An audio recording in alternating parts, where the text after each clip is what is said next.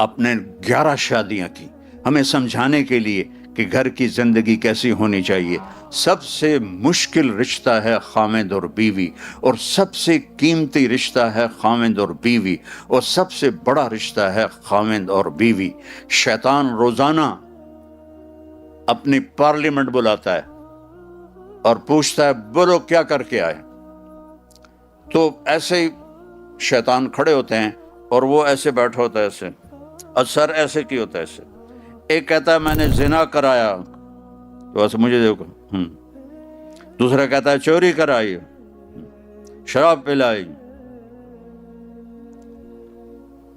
ڈاکہ ڈلوایا، قتل کروایا، بس اتنا ریسپانس۔ ایک پیچھے سے کھڑے ہو کے کہتا ہے حضور میں نے میاں بیوی کو لڑایا، تو وہ ایسے بیٹھا ہوتا ہے، ایسے اچھلتا ہے، او میرا پتر آجا، شاباش، کام تو کر کے آیا ہے، اور اس کو ایسے گلے لگاتا ہے اور پھر اپنے پاس بٹھاتا ہے کہ کمبختو یہ اصل کام کر کے آیا ہے کہ خامند بیوی لڑیں گے تو 2 خاندان تباہ ہو جائیں گے۔ شرابی کا کیا اس کی ذات تک ہے، زانی کا کیا ہے اس کی ذات تک ہے۔ تو خامند اور بیوی کی زندگی کیسے ہونی چاہیے آپ نے شادیاں کر کے ہمیں سمجھایا کہ حضرت عائشہ رضی اللہ تعالیٰ عنہ چھوٹی عمر کی تھی، ان کو آٹا گوندھ کے دیتے تھے جب تک ان کو آٹا گوندنا نہیں آیا، ان کو بیٹھ کے لقمہ کھلاتے تھے، لقمہ۔ ایک نوجوان میرے پاس آیا کہ مولانا میری اور میری بیوی کی بڑی لڑائی ہوتی ہے، میں کوئی وظیفہ دیں۔ میں نے کہا عورتوں پہ بیویوں پہ وظیفہ نہیں چلتا، لگا لو زور، سارے عامل کٹھے کر لو، کوئی وظیفہ نہیں چلے گا۔ تو پھر کہنے لگا میں کیا کروں؟ کہا جب تم کھانے پر بیٹھو تو 2-4 لقمے اپنے ہاتھوں سے اس کے منہ میں ڈال دیا کرو۔ کہا اس سے کیا ہوگا؟ میں نے کہا یہ سنت ہے، سنت کا اثر تم دیکھو گے۔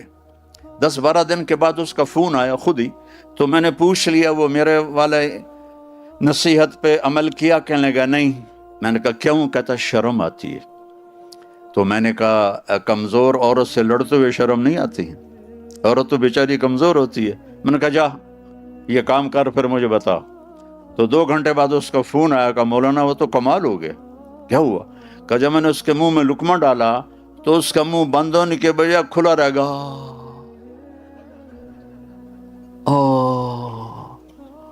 یہ تو خود تو نہیں کر سکتا، تمہیں کسی نے سبق دیا ہے، بتا کس نے سبق دیا؟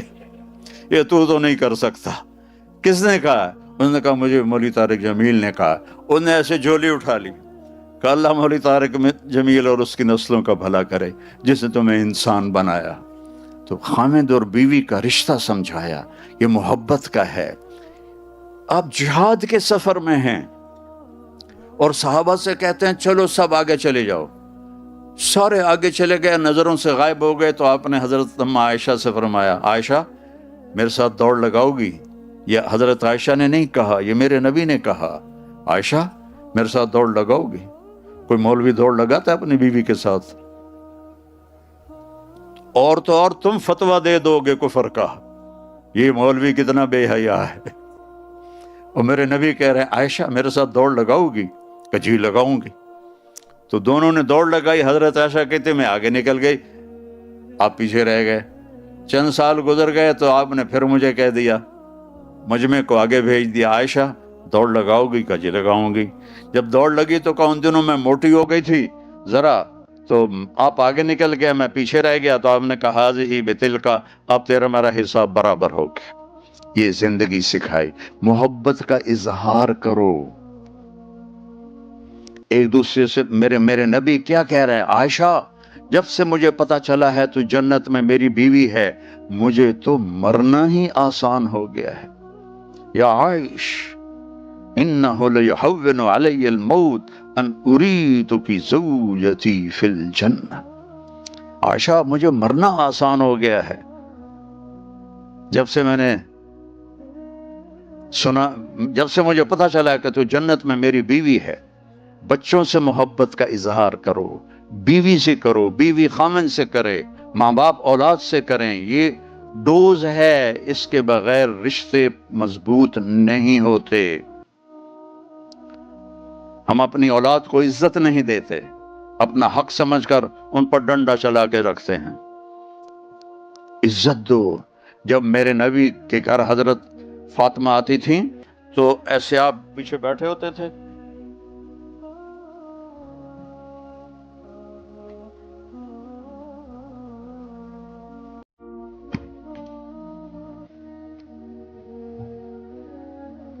آپ یہاں بیٹھے ہوئے ہیں، سامنے دروازہ ہے، حضرت فاطمہ داخل ہوئی ہیں اور آپ ایسے کھڑے ہوتے اور وہیں کھڑے نہیں رہتے تھے، آگے بڑھتے تھے اور ان کا ہاتھ پکڑ لیتے تھے اور ان کے ماتھے پہ کس کرتے تھے، بوسہ کرتے، پھر ان کا ہاتھ پکڑے پکڑے ان کو ایسے لے کے آتے اور پہلے ان کو بٹھاتے پھر خود بیٹھتے، پہلے اپنی بیٹی کو بٹھاتے پھر خود بیٹھتے۔ یہ اللہ کے نبی نے ہمیں سکھائی ہے لائف۔ صرف نماز پڑھنا اور داڑھی رکھ لینے کا نام اسلام نہیں ہے، اور مدرسہ چلانا اور مکتب بنانا یہ بہت بڑے کام ہیں، لیکن گھر کی زندگی بہت بڑا کام ہے۔ گھر میں آپ ایک اچھا انسان، خیرکم خیرکم لأہلہ، بہترین انسان وہ ہے جو اپنی بیوی سے اچھا سلوک کرتا ہو۔ اور پھر آگے حضرت فاطمہ کا بھی یہی حال تھا، وہ اپنے باپ کو کیسے عزت دیتی، جب آپ ان کے گھر جاتے تو اس طرح بھاگ کے دروازے تک آپ کا ہاتھ پکڑتی، آپ کے ماتھے کا بوسہ لیتی، پھر آپ کا ہاتھ پکڑے پکڑے پکڑے پکڑے ان کو پہلے بٹھاتی، اس کے بعد خود بیٹھتے۔ میاں بیوی کا جھگڑا بھی ہو سکتا ہے، یہ دنیا ہے، یہ جنت نہیں ہے، یہاں جھگڑا بھی ہو سکتا ہے، لیکن اگر ہم اس کو بڑھائیں گے تو گھر برباد ہو جائیں گے۔ ایک جھک جائے گا تو گھر آباد ہو جائے گا۔ اور آپ کو ایک عجیب فضیلت سنو، خامد اور بیوی میں جھگڑا ہو گیا، دونوں ایک دوسرے سے بات نہیں کر رہے، پھر یا خود صلح کر لی یا کسی نے کروا دی، تو ان دونوں کے پچھلے سارے گناہ معاف ہو جاتے ہیں۔ تو اپنی اولاد کے، اپنے بیوی کے، ماں باپ کے حقوق بتائے ہمیں کہ اس کا نام زندگی۔ یہ زندگی نہیں کہ آپ بیل کی طرح کماتے جا رہے ہو، کوئی ٹائم نہیں، بزی، نہ بچوں کے لیے ٹائم ہے، نہ بیوی کے لیے ٹائم ہے، نہ ماں باپ کے لیے ٹائم ہے۔ یہ کیا لائف ہے؟ تو جانور کی لائف ہے۔ میرے نبی نے ایک خوبصورت زندگی سکھائی، بہترین زندگی سکھائی۔ گھر میں مسکراتے تھے، ہنستے تھے۔ کسی نے پوچھا اللہ کے نبی کیسے تھے؟ ہندو بن ابی حالہ سے، کہا بڑے غمگین، بڑے خاموش۔ یہ تھا مسجد میں آپ کا حال۔ یہی سوال حضرت عائشہ سے ایک شخص نے کیا، اللہ کے نبی کیسے تھے؟ کہا ضحاکن بسامن، بڑے ہنسنے والے، بڑے مسکرانے والے۔ صاف ستھرا رہنا، آپ کے جسم سے بو نہیں آتی تھی پسینے کی۔ آخر آپ کا تو پسینہ ہی خوشبودار تھا، آپ کے پسینے۔ ایک دفعہ آپ سوئے ہوئے تھے حضرت ام سلیم کے گھر، ایسے ہی آپ کے یہاں بھی ماشاءاللہ گرمی پنجاب کی طرح ہے، تو وہ گرمیوں کے دن تھے، تو آپ ایسے نا ہاتھ یہاں رکھ کے سوئے ہوئے تھے، تو آپ کا پسینہ آ رہا تھا، تو آپ کی آنکھ کھلی تو ام سلیم بوتل لے کر یہاں بوتل رکھی ہوئی تھی، یہاں وہ سارا پسینہ اندر جمع کر رہی تھی۔ آپ کی آنکھ کھلی، کہ ام سلیم یہ کیا کر رہی ہو؟ کہ یا رسول اللہ یہ پرفیوم ہے، آج کی زبان میں کہہ رہا ہوں، یہ پرفیوم ہے، یہ خوشبودار ہے آپ کا پسینہ، میں اس لیے اس کو سنبھال کے رکھ رہی ہوں۔ لیکن آپ کو سب سے پسندیدہ چیز آپ کی خوشبو تھی۔ جب حضرت علی کی آپ نے شادی کی تو او بھائی پانی بعد میں دینا، او بھائی پانی والے بیٹھ جا، میں زیادہ پیاسا ہوں۔ جب آپ نے حضرت علی کی شادی کی اور 400 درم مہر جو تھا، تو 400 درم مہر میں سے 280 درم آپ نے حضرت ام ایمن کو دے کے خوشبو منگوائی، اور باقی 120 سے سارے سامان تیار کیا اپنی بیٹی کے لیے۔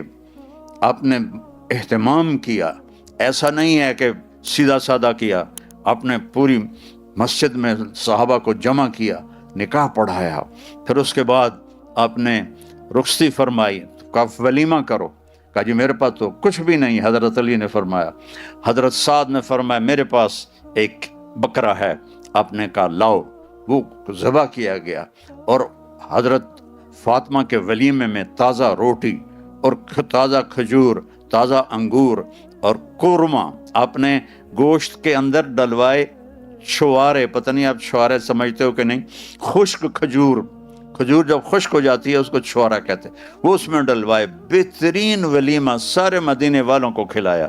تو مختصر بھی سنت ہے، درمیانہ بھی سنت ہے، بڑا بھی سنت ہے، یہ سب میرے نبی کے طریقے ہیں۔